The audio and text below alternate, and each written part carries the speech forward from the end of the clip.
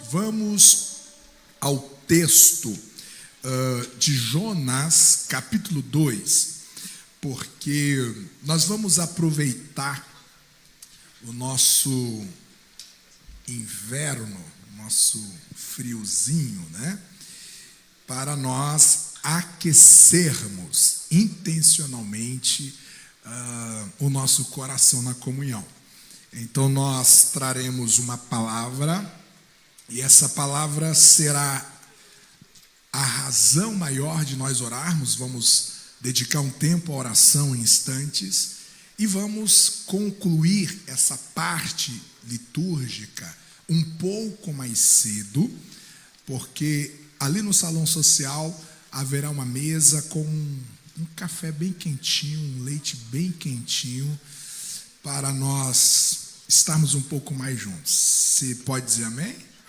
Vocês concordam com isso?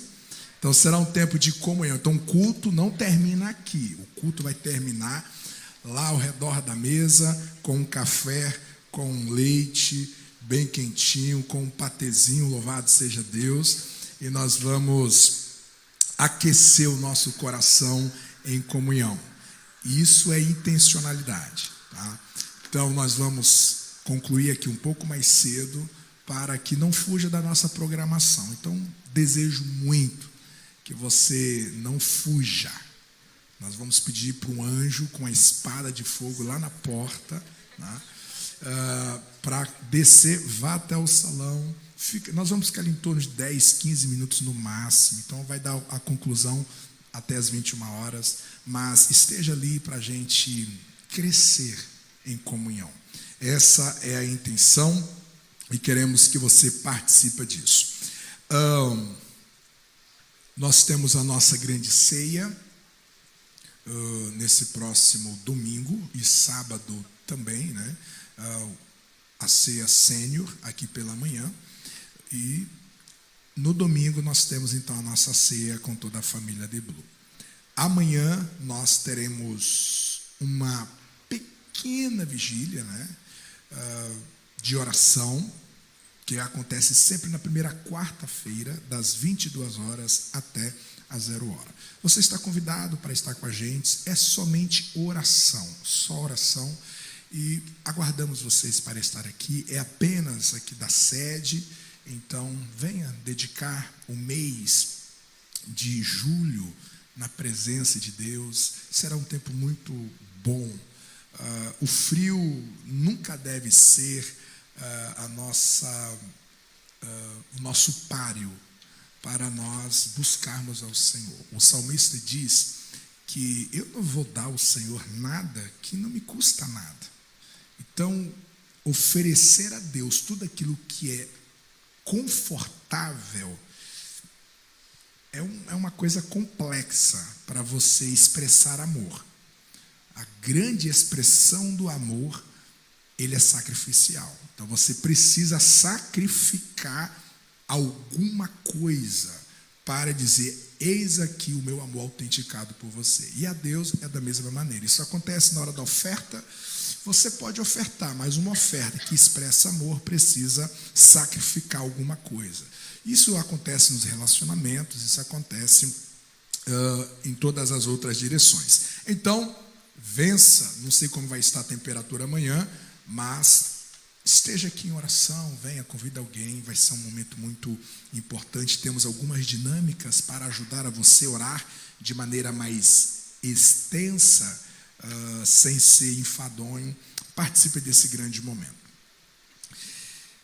Jonas capítulo 2, como nós vamos orar em seguida, eu vou ler todo o capítulo, porque é um capítulo de uma oração. É o capítulo de uma oração.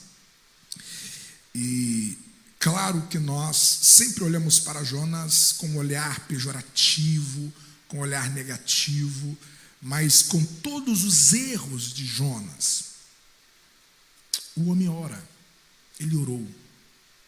Você conhece alguém que, mesmo que está exprimido, mesmo que está sofrendo, mesmo depois de um caos, de um sofrimento, mesmo assim, não ora? Existem pessoas que quando as coisas apertam, elas despertam disso. Vou orar, e oram. Mas existem pessoas que mesmo as coisas apertando, as coisas se perdendo, essas pessoas não oram. A oração não é uma opção na vida dessas pessoas. E Jonas nos ensina que, embora houve, vários erros nas suas atitudes, mas ele decidiu orar. Ele decidiu orar. Que nós não venhamos esperar momentos de tensões, de conflitos, de insoluções para a gente decidir orar. Ore o tempo em todas as estações da sua vida. Então nós vamos ler a oração e então a gente vai destacar apenas o versículo que desejamos abordar. E orou Jonas ao Senhor, seu Deus, das entranhas do peixe. E disse: na minha angústia clamei ao Senhor, e ele me respondeu. Do ventre da sepultura gritei, e tu ouviste a minha voz. Porque tu me lançaste no profundo, no coração dos mares, e a corrente das águas me cercou. Todas as tuas ondas e as tuas vagas têm passado por cima de mim. E eu disse: lançado estou de diante dos teus olhos, todavia tornarei a ver o teu santo templo. As águas me cercaram até a alma, o abismo me rodeou, e as algas se enrolaram na minha cabeça. Alguns estudiosos, eles chegam a discutir, que as algas foram a proteção para o corpo de Jonas diante do líquido digestivo do peixe. Se Jonas descesse no ventre sem nenhuma cobertura, aquele líquido do estômago nosso, o ácido para a digestão causaria queimaduras enormes em Jonas. Então alguns estudiosos vão dizer que quando o peixe vai engolir Jonas, algas também entram naquele ventre, envolve Jonas para proteger. Deus cuidando do seu servo mesmo quando ele estava em comportamentos difíceis. Eu desci até os fundamentos dos montes, a terra me encerrou para sempre com os teus ferrolhos, mas tu fizeste subir a minha vida da perdição, ó Senhor meu Deus. Quando desfalecia em mim a minha alma, lembrei-me do Senhor, e entrou a ti a minha oração, louvado seja Deus, no teu santo templo. Os que observam as falsas vaidades deixam a sua misericórdia, mas eu te oferecerei sacrifício com a voz do agradecimento. O que votei, pagarei. Do Senhor vem a salvação.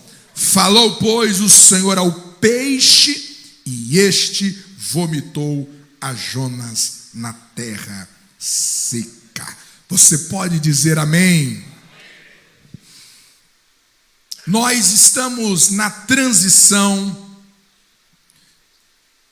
para o segundo semestre. Já se foram literalmente metade do ano. Nosso último dia do semestre passado foi domingo. Então nós estamos, digamos, no meio do ano. E é muito comum, quando nós estamos virando o ano, a gente, no culto da virada, a gente dedicar um tempo de oração, nós dedicarmos um tempo de reflexão. Embora aqui eu ouço muita gente falar de maneira muito reprovada, das promessas que a gente faz, eu não quero entrar nesse critério. Eu acredito que todos nós, é importante você iniciar o ano com novas metas, é importante você iniciar o ano com alvos estabelecidos, Eu acredito que faz parte do coração. Embora que muitas destas a gente não consegue, a gente quebra. O ser humano é feito de recomeços constantes. Então é comum a gente colocar diante de Deus aquilo que nós queremos mudar, aquilo que nós queremos ser transformado, aquilo que nós queremos alcançar. E muitas vezes nós iniciamos o ano nesse espírito, nessa dedicação, nessa entrega, nesse ânimo, nesse entusiasmo.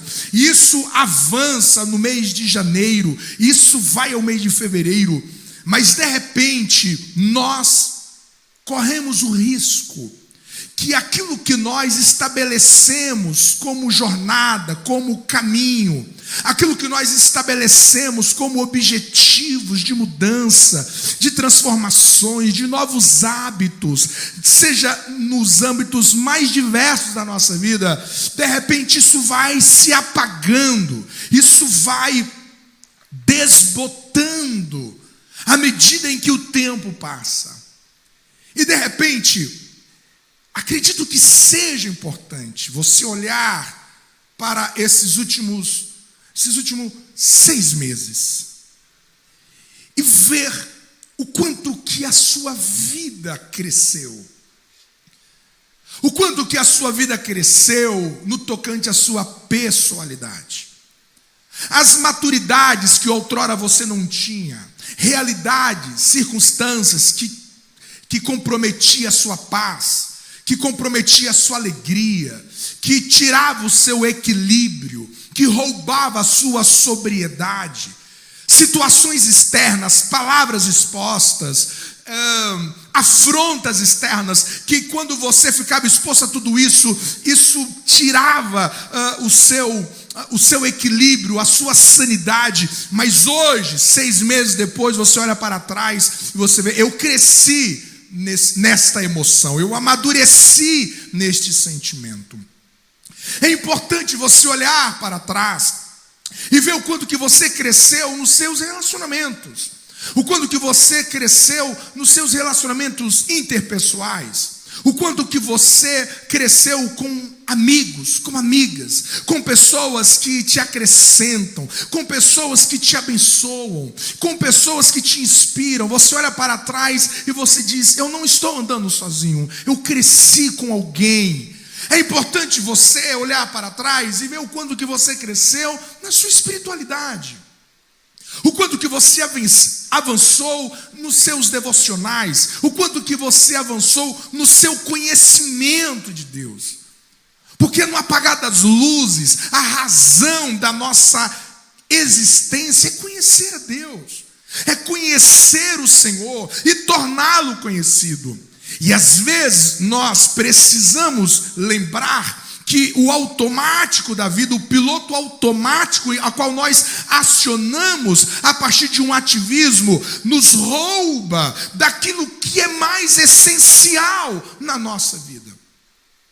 E essa noite eu quero olhar para o versículo 9 desse texto apenas como um toque e tentar compreender a partir dessa perspectiva o que aconteceu com Jonas. O que aconteceu com Jonas que um profeta dentro de uma nação, ninguém tinha uma intimidade mais profunda com Deus do que o profeta.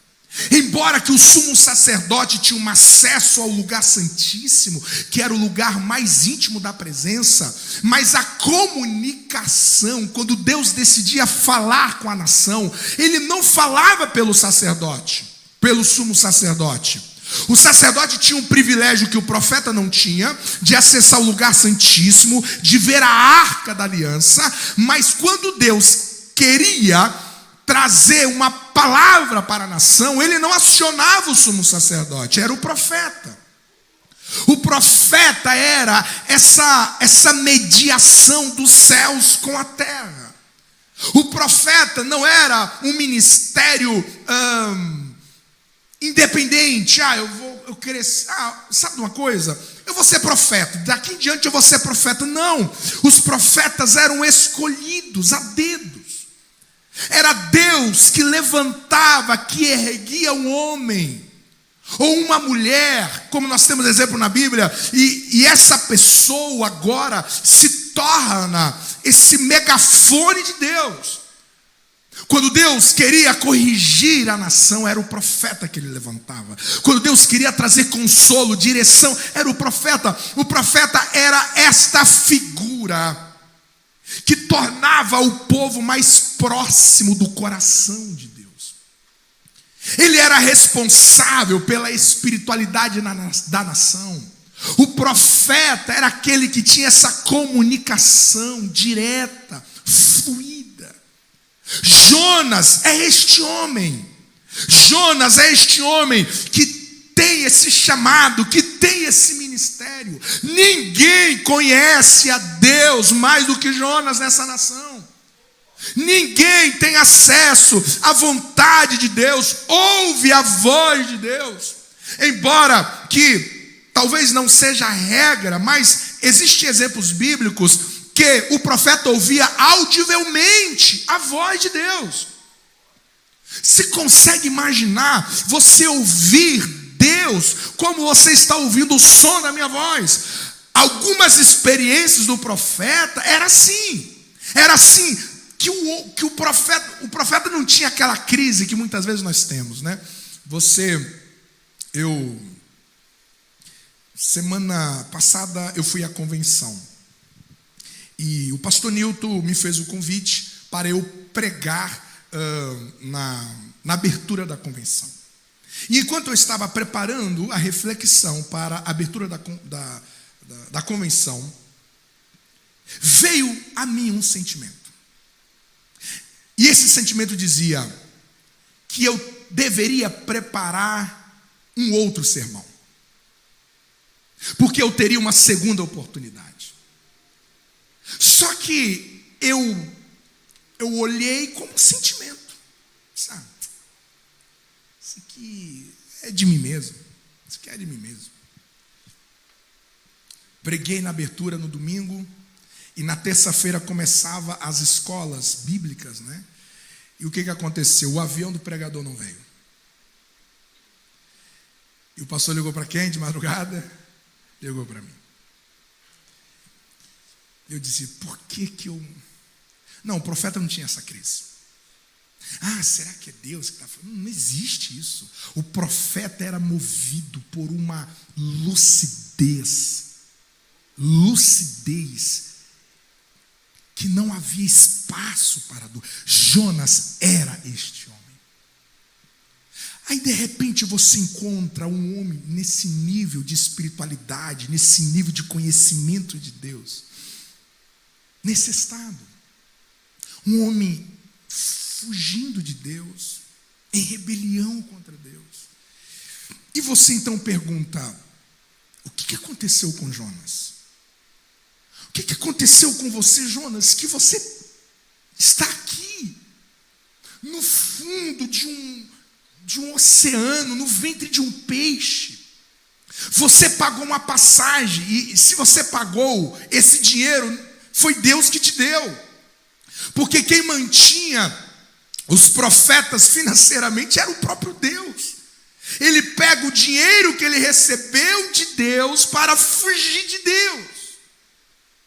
Você percebe no capítulo 1 que os pagãos são mais tementes a Deus do que o próprio Jonas. Aí a gente pergunta, Jonas, o que aconteceu com você? O que você fez para que você terminasse aqui, nessa oração, com esse coração quebrado? Você não obedeceu a Deus. Embora que o texto não seja explícito, mas o versículo 9 vai nos dizer que nessa oração, Jonas diz assim, eu vou pagar o que votei. Eu vou renovar os meus votos. Quando você olha no capítulo 1, no capítulo 3, no capítulo 4, você não vê Jonas fazendo nenhum voto. Então, o que nós entendemos? Que Jonas, ele não estava falando de algum voto que ele estava fazendo ali, mas era o voto do profeta. E qual era o voto de todo profeta? Que esse profeta seria fiel à mensagem, e esse profeta seria fiel em obedecer aonde que Deus mandasse ir.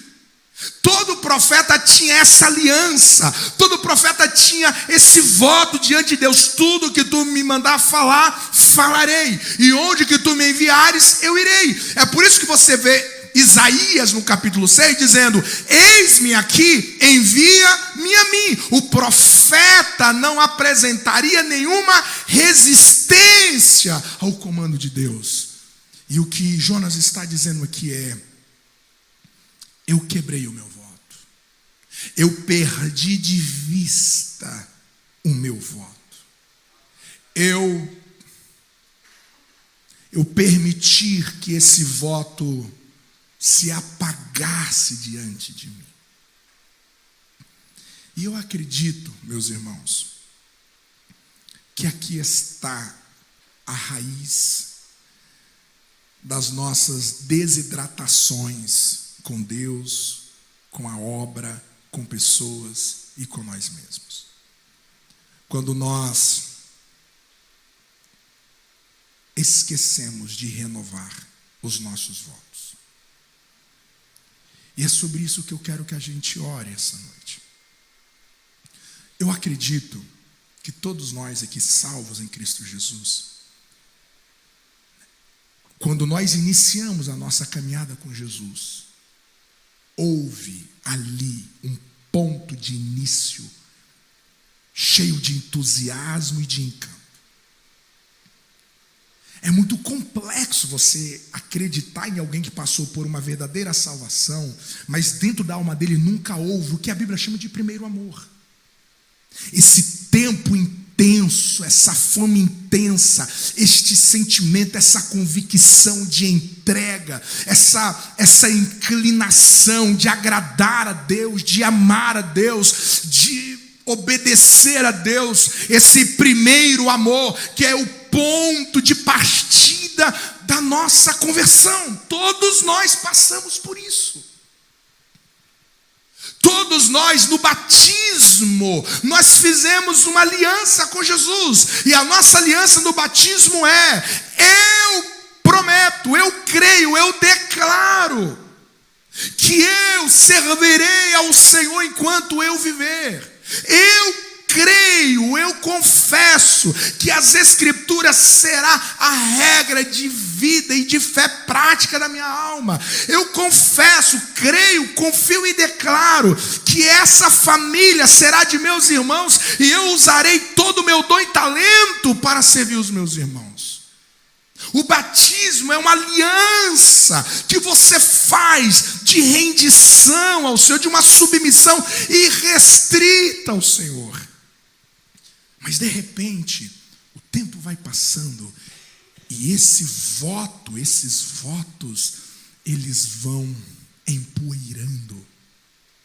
E se você não tomar cuidado, você termina em um lugar como Jonas está aqui, com o coração perdido, com o coração fraturado, e ele sai desse lugar e ele ainda não está restaurado.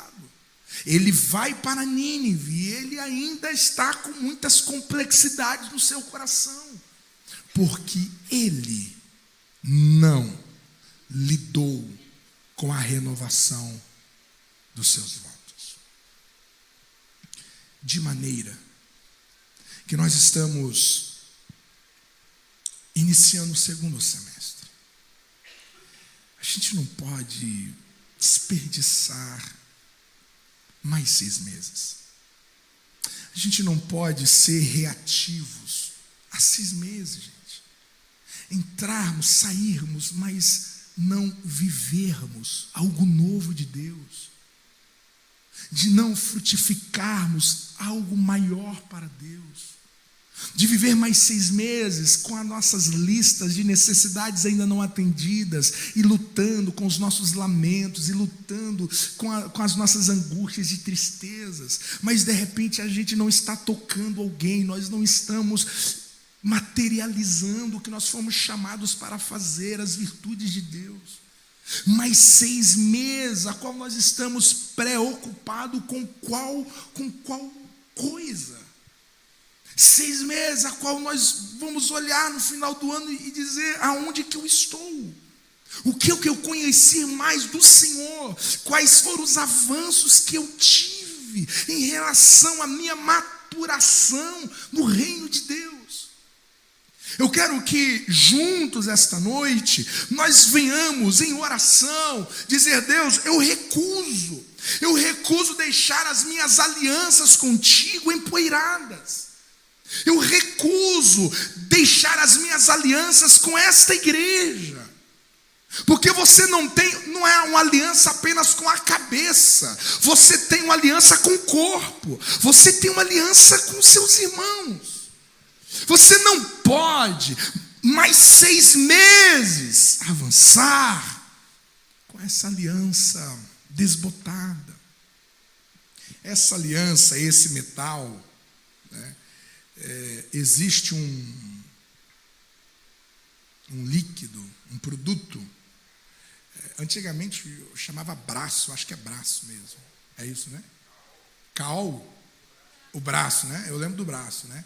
E você passa na aliança e ela é como se você estivesse tirando ela da loja. Porque à medida em que nós vamos manuseando, o tempo vai passando, enfim, ela vai ficando desbotada. E hoje, a nossa oração, eu acredito que seja uma oportunidade para nós passarmos um braço na nossa aliança com Deus. Você talvez trazer à sua memória algumas coisas que você já viveu em Deus que você não vive mais. Algumas coisas que você já sentiu em Deus que hoje você não sente mais. Porque o primeiro amor não é um sentimento máximo da vida cristã. O primeiro amor é o start da vida cristã.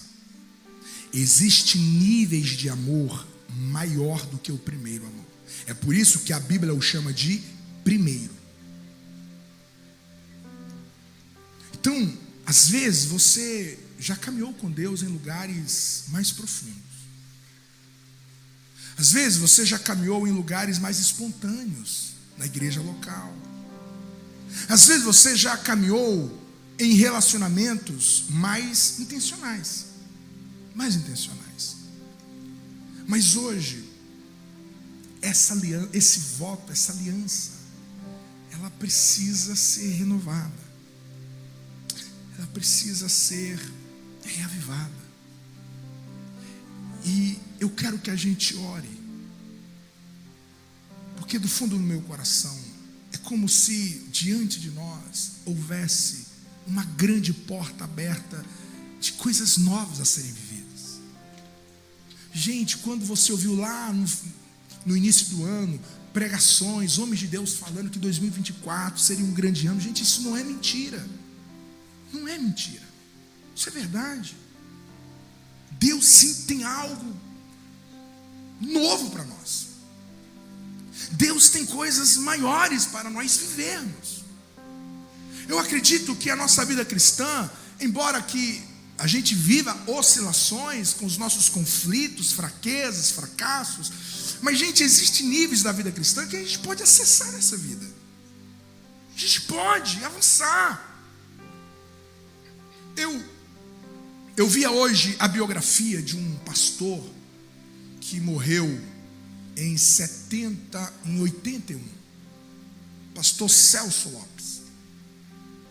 Celso Lopes foi um pastor que na década de 60 e 70 foi um dos homens mais usados nesse país. Existem histórias que ele entrava no ginásio e eles colocavam paralíticos no caminho na entrada do ginásio, ali do lado de dentro. E ele entrava, ele nem olhava para trás, ele entrava para ir até o altar. E quando ele entrava, só se ouvia barulhos. Os paralíticos iam andando, ele nem olhava para trás e dizia: louvado seja o nome do Senhor, toda honra e toda glória seja para o Senhor.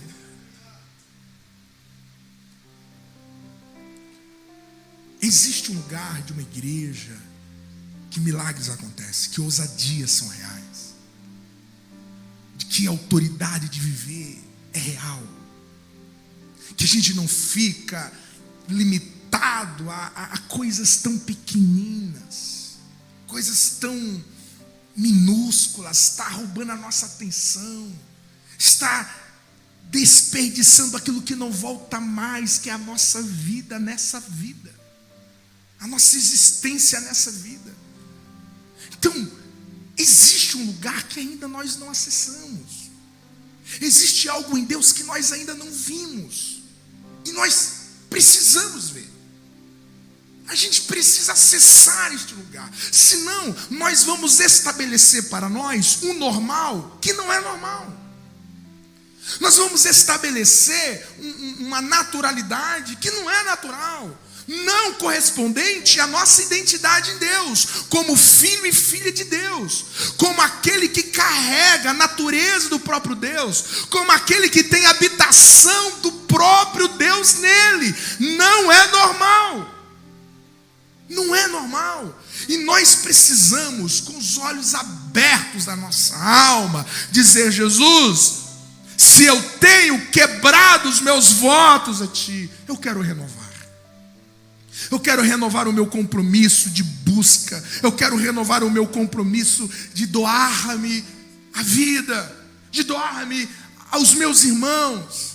Eu quero renovar a minha aliança, o meu voto. Porque se nós não olharmos para o nosso compromisso, nós vamos terminar em fundos de oceanos e barriga de peixes da vida, em lugares escuros, em lugares frustrados, em lugares de desencanto. E Deus está dizendo: não é esse lugar que eu preparei para você.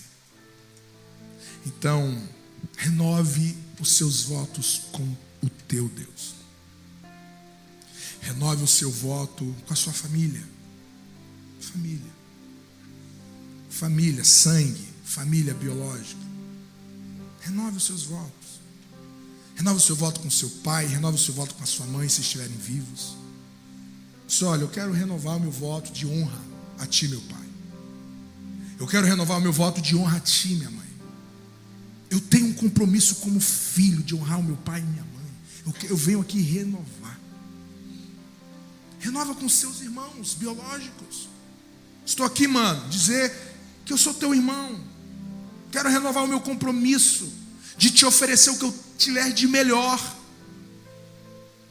Renova o seu voto com os seus irmãos, a sua igreja, se dispondo, se doando um pouco mais. Que você traga isso diante do Senhor hoje, para que os próximos 6 meses não sejam um desperdício de tanta coisa boa que pode acontecer em você e através de você. E Deus está dizendo: eu quero que isso aconteça. Então eu vou pagar os meus votos. Então eu vou fazer as pazes com o meu voto, porque é esse compromisso que vai me levar a viver o que eu estou deixando de experimentar em Deus. É este voto que vai me reconectar com este nível que Deus quer que eu esteja lá, para ser o que eu preciso ser e frutificar o que eu devo frutificar. Não importa onde que você esteja hoje, não importa se você chegou aqui hoje e você quebrou hoje, você veio de um fracasso pessoal, você veio de um pecado que você sabe que você entristeceu muito a Deus hoje. Não importa qual lugar que você esteja, no fundo de um oceano, no ventre de qualquer peixe, se você reconciliar com seus votos, Deus te tira desse lugar e te coloca onde que Ele quer te plantar para a glória de Deus. Renova os seus votos com os dons que Deus já te deu. Renova o seu voto. Deus, eu faço as pazes com o meu dom. Eu quero que o Senhor me move neles e através deles. Eu faço as pazes, eu reconcilio com os meus dons. Eu quero